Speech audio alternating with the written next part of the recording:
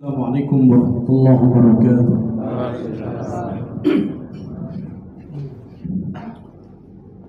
Innal hamdalillah nahmaduhu wa nasta'inuhu wa nastaghfiruh wa na'udzu bihi min shururi anfusina wa min sayyiati a'malina may yahdihillahu fala mudilla lahu wa may yudlil falan tajida lahu waliyyan mursyida.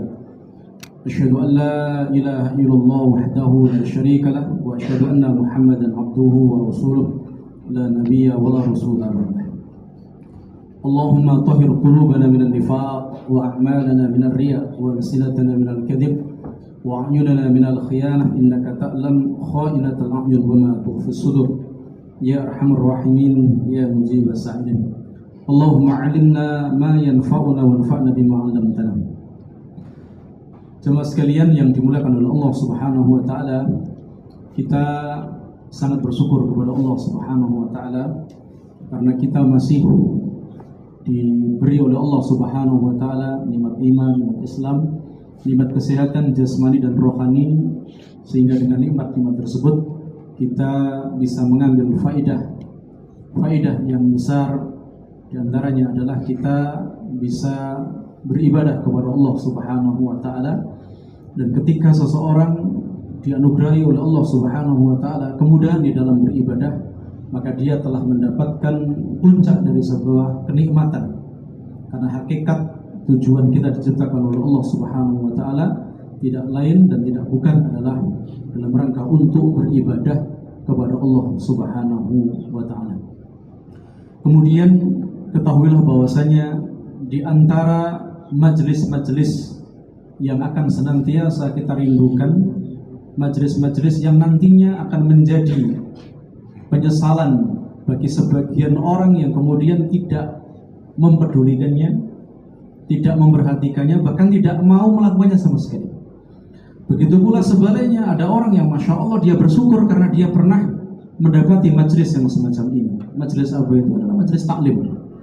Karena Allah Subhanahu wa ta'ala telah menjadikan sarana pencerahan kehidupan seseorang adalah dengan cara dia bermajlis taklim. Dan tidaklah seseorang akan mendapatkan pencerahan kecuali dengan ilmu, dan ilmu tidak akan didapat kecuali dengan majlis semacam ini. Meskipun mungkin di zaman sekarang dengan adanya media sosial dan seterusnya, HP dan seterusnya, ini tidak kemudian serta-merta mewakili. Kenapa demikian?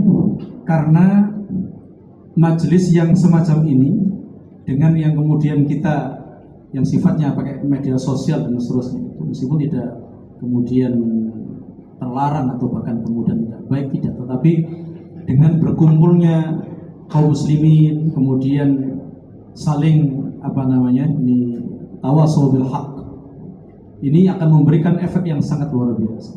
Ada ikatan ukhuwah Islamiyah, kemudian ada keberkahan di situ, lagi kemudian tempatnya di rumah Allah Subhanahu wa taala. Ada banyak kebaikan-kebaikan yang bisa diambil oleh kita. Dan inilah majelis yang semacam ini, majelis yang harus menjadi kesukaan atau kesemangatan bagi kita, karena di antara satu majelis yang nanti menjadi syafaat di kemudian hari, di mana hari itu tidak lagi bermanfaat harta benda dan anak-anak, adalah majelis taklim. Jemaah sekalian yang dimuliakan oleh Allah Subhanahu wa taala, Islam itu jelas bahwasanya Islam itu sudah sempurna, dan Islam itu betul-betul adalah agama yang kita semuanya sangat membutuhkan. Kenapa demikian? Karena kita sebagai umat Islam wajib untuk meyakini bahwa kesempurnaan agama Islam ini menjadi kebutuhan yang paling mendesak bagi setiap manusia. Kenapa demikian? Karena Allah Subhanahu wa ta'ala telah menjadikan Islam ini sebagai satu-satunya jalan untuk meraih hakikat kebahagiaan manusia baik di dunia maupun di akhirat. Dan Islam adalah satu-satunya agama yang dibuat oleh Allah Subhanahu wa taala sesuai dengan fitrahnya manusia. Tidak ada satupun syariat Islam yang bertentangan dengan dengan fitrahnya manusia. Dan ketika Islam itu dijalani, maka orang yang menjalani dalam artian adalah manusia, maka tentu dia akan berjalan dengan penuh keseimbangan. Sebagaimana yang pernah saya sampaikan bahwa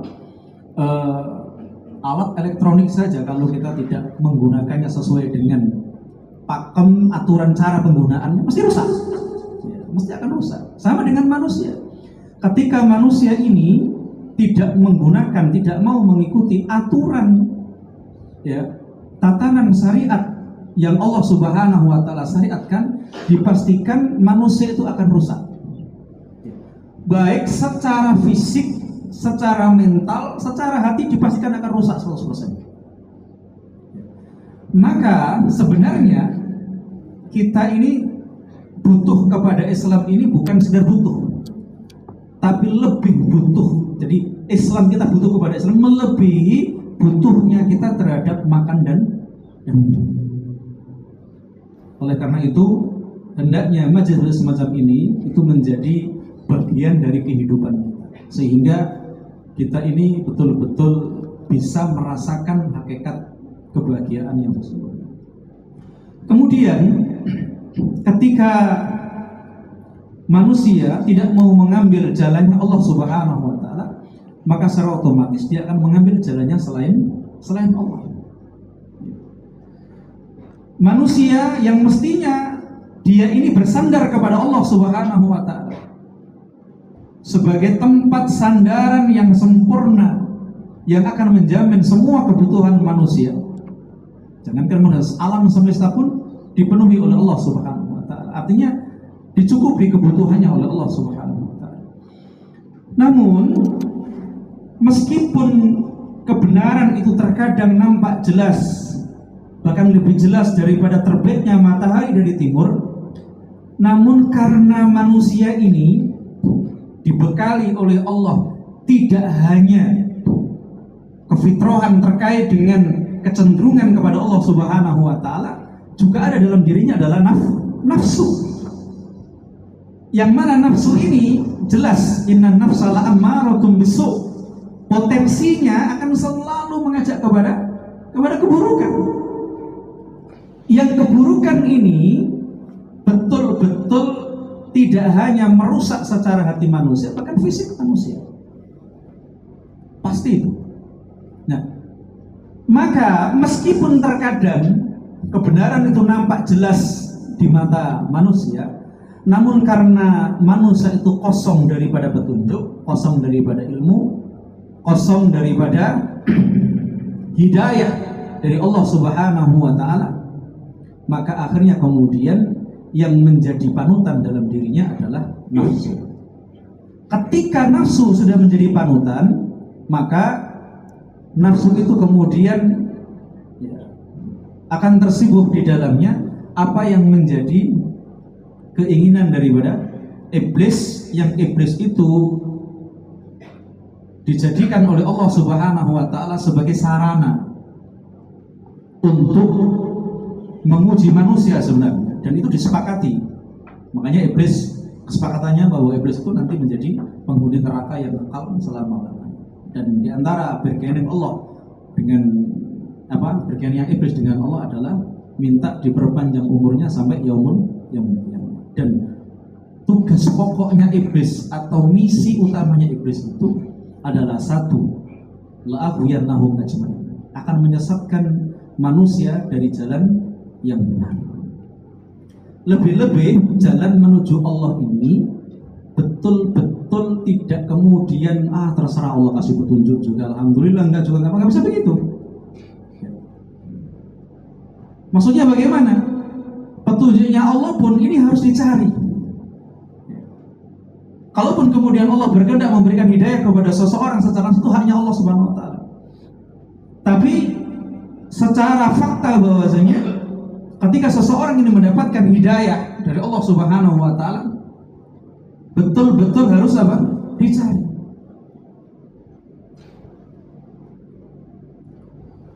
Kalau sekiranya manusia itu sungguh-sungguh meniti jalan Allah Subhanahu wa taala, la nahdiyahum subulana, maka Allah Subhanahu wa taala akan menunjukkan jalan-jalan. Artinya, ketika seseorang tidak bersungguh-sungguh untuk meniti jalan Allah Subhanahu wa taala, bersungguh-sungguh untuk mendapatkan petunjuk Allah Subhanahu wa taala, maka yang masuk ke dalam dirinya adalah bukan petunjuk Allah, adalah petunjuk setan. Makanya ditegaskan oleh Allah Subhanahu wa taala di dalam surat Jin, innahu kana rijalun minal insi ya'udzuuna birijalin minal jin fazaduhum rahaqa. Ada sebagian golongan dari manusia, pemuda dari manusia itu meminta perlindungan kepada segolongan pemuda dari kalangan jin. Mengapa sampai terjadi demikian? Karena segolongan manusia ini tidak memiliki ilmu. Tidak memiliki ilmu. Contoh kecil. Kita tahu bahwa benda mati itu faktanya bermanfaat apa enggak? Maksudnya benda yang mati itu bisa enggak memberi manfaat dengan sendirinya? Secara logika kan enggak. Molen ini bermanfaat kalau dipakai, dioperasikan. Kalau tidak dipakai, berfungsi enggak? Enggak berfungsi, dia benda mati. Tapi kemudian secara kenyataannya berapa banyak orang kemudian menjadikan benda mati itu dianggap bisa memberikan faedah dan manfaat. Yang saya maksud ini adalah ada sebagian kita itu menjadikan jimat. Jimat itu dari apa? Benda mati apa dari makhluk hidup? Ada yang menjadikan makhluk hidup sebagai jimat? Ada. Aki, keris. Aki ini saja sebenarnya tidak menjadi persoalan kalau sekedar hanya sebagai hiasan, dan itu boleh. Nggak ada yang mau. Silakan mau pakai aki 100 dalam tangannya, nggak ada masalah. Kalau itu sebatas hanya sebagai hiasan saja. Yang menjadi bahaya adalah ketika dipakai dengan satu sebab bahwasanya ini memiliki faedah dan manfaat. Bahkan kemudian menjadikannya sebagai sarana untuk melindungi diri. Ini banyak sekali. Ini ada teman saya datang dari Yaman, di pasar ketemu orang, diumumkan siapa yang bisa mukul kendi ini. Kendi itu nggak usah pakai palu, istilahnya sudah pecah ini. Maka siap jadi muridnya. Memang betul, banyak orang yang nyoba nggak bisa pecah itu. Bahkan pakai palu nggak bisa pecah. Sama teman saya, bismillah, ambil. Langsung mau sujud itu. Ini satu fakta loh. Bahkan saya pernah ketemu orang itu sampai keluar Jawa, ya, ke keliling itu, karena ada informasi ada orang itu yang punya kekuatan rambutnya ini digunting nggak bisa, ditembak juga nggak mempan. Jadi kalau dioles sama jimat itu dikit itu ditembak nggak apa-apa. Dan dia habis ratusan juta hanya untuk mendapatkan jimat itu. Masya Allah. Ya, sederhana saja logikanya. Benda apapun itu tidak akan berfungsi dengan sendirinya kalau nggak ada yang menjalankan. Maka secara fakta kenyataan di lapangan adalah keris, kemudian aki yang memiliki kekuatan itu di dalamnya mesti ada jin. Yang penting ada jinnya. Maka kemudian Allah tegaskan fazaduhum rahaqa. Tidaklah kemudian permohonan manusia terhadap sebagian dari golongan jin itu tidaklah menambah kecuali kesesatan. Artinya ini kepastian yang Allah berikan. Pasti tersesat. Mau jinnya Islam atau tidak Islam, loh, jin itu kan nggak bisa terlihat. Jenengan pernah dengar nggak namanya Lia Eden? Pernah dengar Lia Eden? Apa awal mula Lia Eden itu? Dia ini dulu itu ahli tahajud. Kemudian ini saya baca di koran itu, kisahnya itu. Ahli tahajud. Masya Allah, ahli tahajud. Kemudian ada selembaran keluar. Isinya adalah, ternyata itu adalah jin yang ingin berkenalan dengan Lia Eden ini.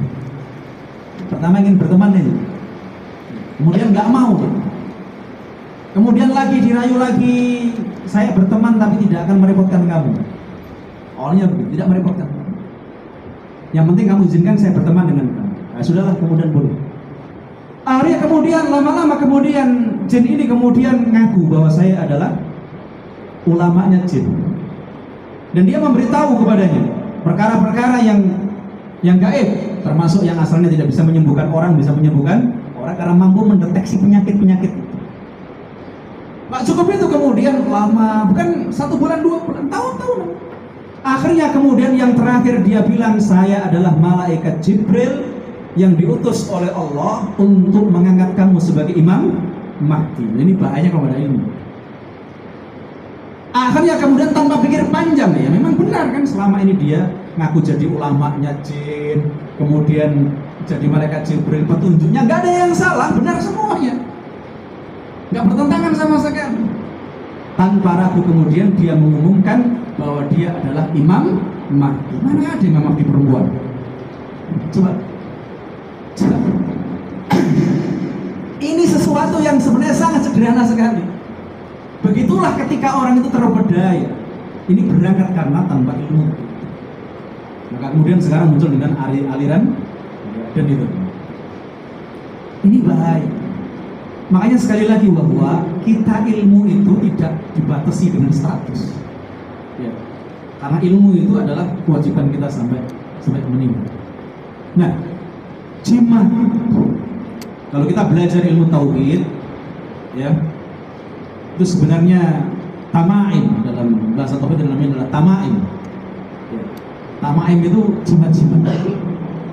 Jimat itu ada 2, yang bersifat syar'i, kemudian mamnu'. Tapi yang bisa syar'i itu apa? Jimat yang berisikan dengan ayat-ayat Al-Quran atau doa-doa nabawiyah. Doa-doa nabawi. Ini pun para ulama menjelaskan, kalau misalnya jimat itu diambil dari ayat-ayat Allah, biasanya itu kan anak kecil ditempel kalung gitu ya, kalung. Ini adalah untuk di daf'il jin, untuk mencegah dari gangguan makhluk halus. Mungkin kita insya Allah ada yang, saya juga sering melihat itu anak kecil yang dikalungi itu, ada kotak itu. Itu kalau bahasa yang umum di masa itu raja. Itu isinya adalah ayat-ayat Al-Quran. Para ulama itu pun menegaskan bahwasanya hal ini as-sahih, ya, as-sah, yang benar itu adalah dilarang meskipun pakai ayat-ayat Al-Quran. Ya. Untuk apa? Ya. Lisatul dzara'i, untuk menutup celah. Ya. Satu dzara'i itu untuk menutup celah. Di antaranya apa? Menjadikan orang itu tergantung kepada jimat yang dianggap kemudian bisa melindungi. Padahal permohonan perlindungan itu adalah mutlak kita tujukan kepada siapa? Allah Subhanahu wa ta'ala. Ini termasuk di antara. Saya pernah ada seorang yang kena jin. Masya Allah, ini diruqyah sampai sehari enggak ada reaksi tapi enggak keluar. Kemudian saya tanya kepada keluarganya ini, apakah fulan ini dibawa ke seseorang begitu? Dibawa ke Pak Yai fulan begitu. Kemudian apa yang dikasihkan sama fulan ini? Enggak ada, Pak. Ya hanya di ini saja itu. Enggak, saya yakin ada sesuatu. Kalau jenengan nggak jujur sama saya, dipastikan ini insya Allah lama. Ya. Lama, kemudian akhirnya ngaku, iya dikasih jimat. Jimat apa? Dikasih ikat pinggang. Ikat pinggang, dan ikat pinggang ini nggak boleh dilepas kemanapun dia pergi. Sampai ke WC pun nggak boleh dilepas. Masya Allah, ketika saya buka, isinya itu adalah kulit kidam yang ditulis di dalamnya ayat kursi. Masya Allah, ini penghinaan. Begitulah iblis. Ayat kursi yang ditulis. Tapi nggak boleh dilepas ketika dia masuk ke kamar-kamar mandi, itu nggak boleh dilepas. Begitulah tipu daya iblis. Dia ingin merendahkan Al-Quranul Karim. Memang di dalam Islam itu ada disebutkan dalam kitab Tauhid. Jangan bisa buka dalam kitab At-Tauhid Al-Muyassar. Itu ada bab namanya Ar-Ruqa. Ar-Ruqa itu adalah ruqyah atau jambi-jambi. Ar-Ruqa adalah jamak daripada ruqyah. Itu adalah jambi-jambi. Kata Rasulullah, la ba'sa bir-ruqa ma lam yakun fihi syirkun. Tidak masalah ruqyah itu atau jambi-jambi itu selagi di dalamnya tidak ada unsur kesyirikan. Tidak ada masalah. Nah, ruqyah ini yang dimaksud adalah ruqyah syar'iyyah. Apa itu ruqyah? Adalah ayat-ayat atau doa-doa nabawiyah, zikir-zikir, baik dengan juga nama-nama Allah atau sifat-sifatnya yang dibacakan kepada orang yang sakit secara makna istilah. Nah, itu syar'i, boleh dalam Islam. Namun kemudian keterkaitannya kemudian dijadikan sebagai jimat yang kemudian dianggap memiliki demikian itu, maka sesungguhnya telah ditetapkan dan para ulama menyatakan ya, larangan terkait dengan itu. Di antara salah-satunya adalah satu dhara'i itu tadi, menutup celah supaya tidak terjadi. Bahkan orang ruqyah pun nggak boleh kemudian menyandarkan bacaan ayatnya semata-mata, nggak boleh. Karena yang menjadikan pengaruh itu adalah Allah Subhanahu wa Ta'ala. Ini penting dan itu juga diatur oleh Islam. Ini diatur sedemikian ini itu juga karena supaya kita ini tertuju kepada Allah Subhanahu wa Ta'ala. Nah, ini bahayanya ketika kita menjalani hidup itu tidak mau diatur dengan ini. Mesti akan terjadi penyelewengan dan itu dianggap biasa. Padahal itu adalah bahaya dan itu termasuk syirik besar. Kalau kita mempercayai semacam itu, mudah saja, jamaah sekalian, nggak perlu kita menempel jimat-jimat di depan pintu-pintu supaya jinnya nggak masuk. Sederhana sekali. Dalam Islam disyariatkan kita ketika masuk rumah salam, kemudian menutup pintu cukup dengan basmalah, menutup bejana atau tempat-tempat makanan minuman kita di malam hari cukup dengan basmalah. Meskipun kita tutup dengan satu lidi, kata Rasulullah, itu sudah menutup semua. Menutup jendela harus baca basmalah. Kenapa harus baca basmalah? Karena di setiap rumah manusia itu ada jin di situ. Dan jin-jin ini akan masuk ke dalam rumah, akan ikut makan bersama pemilik rumah, tidur bersama pemilik rumah. Kalau pemilik rumah ini tidak membaca basmalah ketika menutup pintu, ketika mau makan, menutup jendela, ini akan didengar. Dalam sebuah riwayat dijelaskan bahwa ada jin yang kurus bertemu dengan jin yang gemuk. Jin yang gemuk ini kemudian mengatakan kepada temannya, yaitu jin yang kurus, "Kenapa kamu kok kurus sekali? Nah, kamu juga kok bisa gemuk sekali, ini bagaimana ceritanya?"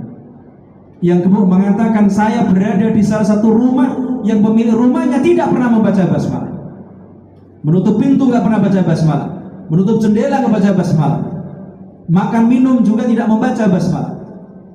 Maka dia bisa tidur nyenyak di dalamnya, makan minum, ya puas di dalam, gemuk." Kemudian jin yang kurus mengatakan, "Kenapa kamu bisa kurus seperti ini?" Karena pemilik rumahnya selalu baca basmalah, tutup pintu basmalah, tutup jendela basmalah, makan minum basmalah. Dan ini penting. Jadi sudah ada pakemnya dalam syariat kita itu, sudah detail. Gak ada agama yang paling detail melebihi daripada Islam. Kita meyakininya karena kita seorang Muslim. Adapun ada orang lain yang tidak meyakini terkait dengan syariat Islam, itu haknya. La ikraha fid din. Dan ini Masya Allah, jangankan perkara-perkara yang nampak baik, perkara-perkara yang menjijikan pun diatur oleh Islam. Makanya ketika masuk kamar mandi, kita diperintah untuk berdoa. Itu penjagaan. Karena memang kamar mandi juga ada jin di dalamnya, tempatnya jin. Namun ketika kita berdoa, maka jin sudah tidak bisa berbuat apa-apa. Itu begitu sempurnanya Islam. Dan ini betul-betul kita sebagai seorang Muslim harus menyadari itu. Kita tidak cukup hidup itu bekerja, dapat uang, makan, kemudian pergi ke tempat wisata, uangnya habis, kerja lagi. Bukan. Kita punya tujuan, kita punya visi misi dalam hidup ini.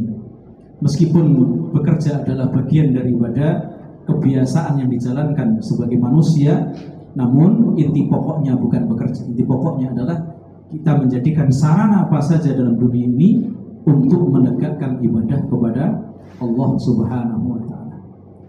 Mestinya seorang mukmin dia lebih sedih kehilangan sholat berjamaah daripada kehilangan lembur. Meskipun lembur itu kelihatan uangnya, mestinya harus dia lebih sedih.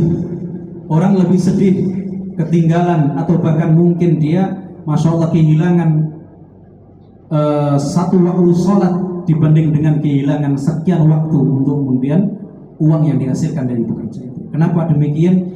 Karena hakikat ibadah kita ini jauh lebih tinggi nilainya, tinggi keberkahannya dibanding dengan nilai dunia.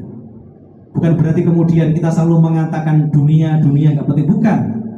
Ya, dunia itu tidak bisa lepas dari kita karena kita hidup di dunia. Tetapi Islam telah menggariskan kepada kita, jadikan dunia itu sebagai sarana menopang ibadah kita kepada Allah. Bahkan bagi orang-orang yang kemudian lebih memilih dunia, saya katakan ada hubungannya dengan jimat tadi, kalau lari ke dunia itu. Berapa banyak kemudian orang mengesampingkan nilai-nilai keagamaan sekedar hanya untuk meraih dunia. Kenapa orang masih menggunakan semacam itu? Itu adalah supaya dia mendapatkan dunia lebih banyak. Padahal tidak perlu dengan cara seperti itu. Dunia juga akan datang kepadanya. Karena itu sudah janji Allah. Bahkan Allah tantang, man kana yuridul hayatad dunya wa zinataha nuwaffi ilaihim a'malahum wa hum fiha la yubkhasun. Kalau sekiranya ada orang yang tujuannya adalah dunia 100%, itu ditantang oleh Allah. Kamu gak usah khawatir. Kalau kamu tujuannya hidup itu di dunia hanya untuk mendapatkan kemewahan dunia, Allah tantang. Jalannya akan Allah buka lebar-lebar. Nah, tapi kok saya kok ini kok juga demikian, tapi kok nggak terbuka, setengah-setengah berarti setengah-setengah. Pastikan kalau dunia tujuan pokoknya, Allah akan buka jalannya 100%. Bahkan Allah tidak akan mengurangi sedikit pun dunia yang ingin kau capai. Wa hum fiha la yubkhasun. Mereka dalam perkara dunia itu nggak akan dikurangi Allah sama sekali. Tetapi nanti di akhirat sama sekali dia tidak akan mendapatkan bagian. Itu. Makanya kita tidak usah heran dengan manusia yang kemudian Masya Allah ada orang itu nggak pernah sujud, nggak pernah ruku, waktunya Ramadan juga tidak puasa. Ya, sehatnya juga Masya Allah luar biasa. Rezekinya ngalir terus. Sementara terkadang ada orang yang Masya Allah jamaah setiap hari, baca Quran setiap hari, zikirnya lama, namun kemudian rezekinya pas-pasan. Ada sih macam itu. Ada. Seolah-olah bahwasanya Allah ini tidak adil. Bagaimana orang yang sujud setiap hari, baca Quran setiap hari, zikirnya lama, kemudian rezekinya tidak sebanding dengan orang-orang itu. Para ulama mengatakan hukuman terberat bagi seseorang itu bukan terkurangi dengan dunia. Saya ulang sekali. Hukuman yang Allah berikan seolah-olah bahwa orang-orang yang tidak menjalani ketaatan itu nggak dihukum oleh Allah, lancar-lancar saja.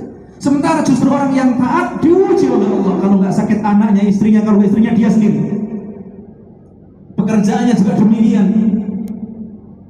Ketahuilah bahwasanya musibah terbesar yang Allah berikan kepada manusia itu bukan dikurangi secara dunia, tapi yang lebih mengerikan adalah Allah cabut itu rasa nikmat di dalam beribadah kepada Allah. Saya ulang, kalau ada orang yang dia merasa dia adalah seorang muslim, kemudian dia banyak meninggalkan perintah Allah, lebih cenderung menghabiskan hidupnya untuk bermaksiat kepada Allah, kemudian kok nampak dia ini masya aman-aman saja, ada satu poin penting. Sekali lagi ditegaskan bahwasanya musibah terbesar yang menimpa manusia bukan dari sisi hati, tetapi apa? Dicabutnya lezatnya dalam beribadah kepada Allah Subhanahu wa Ta'ala. Sehingga tidak ada rasa dalam dirinya itu terpaut hatinya untuk ibadah Tuhan. Karena dia nggak menemukan nikmat di situ. Nah, ini justru lebih berbahaya. Bahkan Islam pun juga menegaskan di dalamnya ini bahwa orang yang kesulitan mencari rezeki itu, meskipun dia kemudian masya Allah banyak beribadah kepada Allah, hakikatnya kesulitan mencari rezeki itu pun juga menghapus dosa. Tidak mungkin Allah Subhanahu wa Ta'ala mengatakan untuk beribadah kepadanya Allah jamin rezekinya 100%, namun kemudian orang ibadah kemudian Allah berikan haknya. Mustahil bagi Allah. Kenapa? Karena memang kehidupan itu dua, bahkan tiga. Kehidupan dunia, alam kubur, dan nanti di akhirat. Dan alam kubur dan di akhirat jauh lebih lama dibanding dengan kehidupan dunia, dan haknya Allah berikan justru nanti adalah di alam kubur dan di akhirat. Bahkan di dunia pun sebenarnya dia akan Allah berikan. Maka berapa banyak orang yang masya Allah mungkin hartanya mungkin sedikit, tetapi hidupnya masya Allah damai, tenang. Berapa banyak orang-orang yang hidupnya kerjanya serabutan namun masih mementingkan ibadah kepada Allah, anak-anaknya Allah jadikan menjadi anak-anak yang soleh. Tidak sedikit, banyak. Berapa banyak orang yang masya Allah menjadi miliarder namun anaknya gagal karena visi misinya bukan akhirat, visi misinya adalah dunia. Bahkan jangankan kok hari ini profesor doktornya sudah disiapkan oleh orang tuanya. Dengan maksud apa? Dunia yang dia inginkan, dunia yang dituju. Maka tidak sedikit dari mereka gagal di tengah jalan disebabkan karena orientasinya adalah dunia. Maka jangan sampai kita sekedar hanya untuk mendapatkan sedikit dunia ini harus mengorbankan. Termasuk tadi, masya Allah, orang pengen dagang supaya laris, pakai jimat, pakai pelaris, pakai kemudian mohon maaf kemudian dukun, supaya kemudian dengan cara-cara satanis ya bekerjasama dengan setan, dengan jin, sekedar hanya untuk mendapatkan sedikit rezeki semacam itu. Kita rezeki belum tentu dapat banyak, yang jelas kita kehilangan nikmat terbesar adalah nikmat tauhid, nikmat ibadah kita kepada Allah Subhanahu wa Ta'ala. Jalani saja. Karena tidak mungkin Allah menyanyiakan orang yang sudah mengutamakan Allah daripada selain Allah. Karena Allah Subhanahu wa Ta'ala telah menegaskan betul bahwasanya ya ibadah kepada Allah, ketauhidan kepada Allah ini nilai yang sangat tinggi yang tidak bisa ditukar dengan dunia. Bagaimana kemudian Allah Subhanahu wa Ta'ala menyia-nyiakan orang yang menjaga tauhidnya, menjaga ibadahnya kepada Allah Subhanahu wa Ta'ala? Tidak mungkin.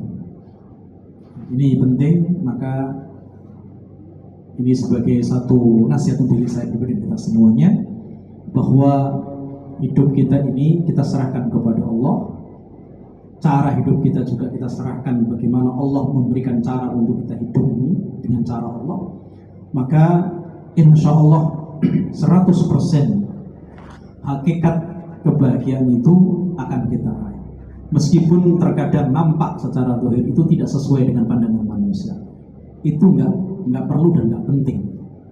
Tetapi yang jelas bahwa ada jaminan bahwa ketika kita menjadikan hati kita, visi kita ini menuju kepada Allah, menuju kepada syariatnya, kemudian kita orientasikan hidup kita ini adalah untuk mengabdi kepada Allah, pasti kebahagiaan itu akan selalu mengiringi diri kita, dan kebahagiaan yang dimaksud adalah itulah kebahagiaan yang sesungguhnya.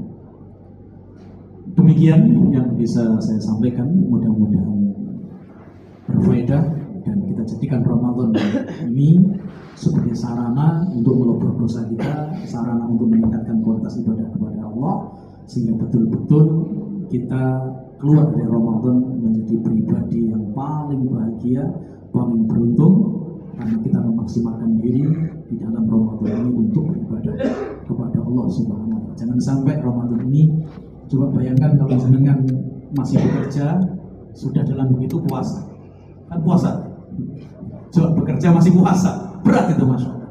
Jangan sampai kemudian sebagaimana hadis Rasulullah SAW, kam min shaimin laisa lahu min siyami ilal ju'i wal atas. Berapa banyak orang yang puasa, tetapi puasanya hanya sekedar dapat lapar dan dahaga. Nauzubillah min. Dan justru jenengan ini double lebih daripada yang lain. Kenapa? Karena capeknya dua, masa bekerja menahan lapar, subhanallah, berat. Maka kalau kemudian itu bisa menjaga dengan baik tanpa mengurangi haknya Allah, insya Allah berlipat-lipat pahala panjenengan semua. Amin ya rabbal alamin. Barakallahu fikum ajmain. Subhanallahi wa bihamdik, asyhadu an la ilaha illa anta, astaghfiruka wa atubu ilaik. Assalamualaikum warahmatullahi wabarakatuh.